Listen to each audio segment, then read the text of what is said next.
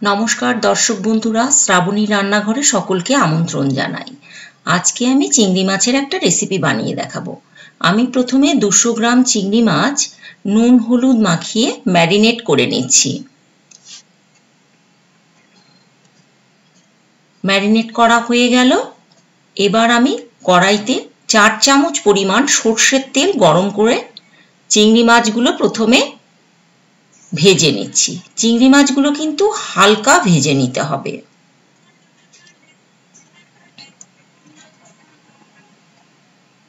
ভাজা হয়ে গেল। এবার আমি চিংড়ি মাছগুলোকে তুলে নিচ্ছি।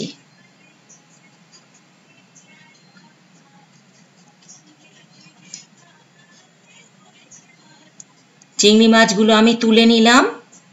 এবার আমি এই তেলেই হাফ চামচ গোটা জিরে, একটা শুকনো লঙ্কা, একটা তেজপাতা আর একটা বড় সাইজের পেঁয়াজ আমি স্লাইস করে নিয়েছিলাম সেটা দিয়ে দিলাম। ভেজে নিচ্ছি।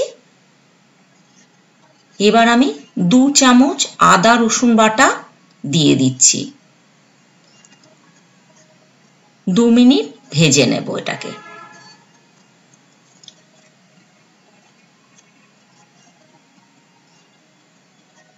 চারটে চেরা কাঁচা লঙ্কা দিয়ে দিচ্ছি। এবার দিচ্ছি টমেটো কুচি। একটা টমেটো আমি কুচো করে রেখেছিলাম সেটা দিয়ে দিলাম। টমেটোটা একটু নরম হলে আমি দিলাম পরিমাণ মতো লবণ, 1 চামচ চিনি, হাফ চামচ হলুদ গুঁড়ো, হাফ চামচ জিরের গুঁড়ো, হাফ চামচ ধনের গুঁড়ো আর হাফ চামচ কাশ্মীরি লঙ্কার গুঁড়ো।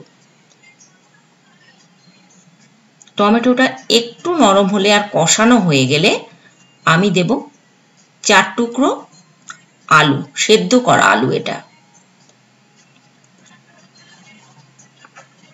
এবার দিচ্ছি 1.5 বাটি জল দিয়ে 5 মিনিটের জন্য ঢাকা দিয়ে দিলাম।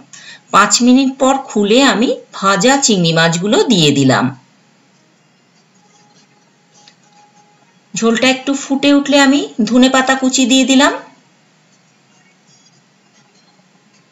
রেসিপিটা বানানোর জন্য তোমাদের কাছে অনুরোধ রইল।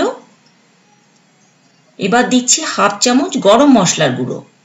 এই রেসিপিটা ভাতের সঙ্গে অসাধারণ লাগবে।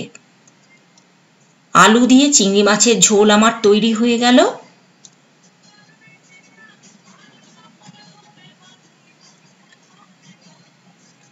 রান্নাটা ভালো লাগলে লাইক আর সাবস্ক্রাইব করতে ভুলো না যেন। আমি আবার পরবর্তী রেসিপি নিয়ে উপস্থিত হব। ততক্ষণের জন্য বিদায় নিচ্ছি।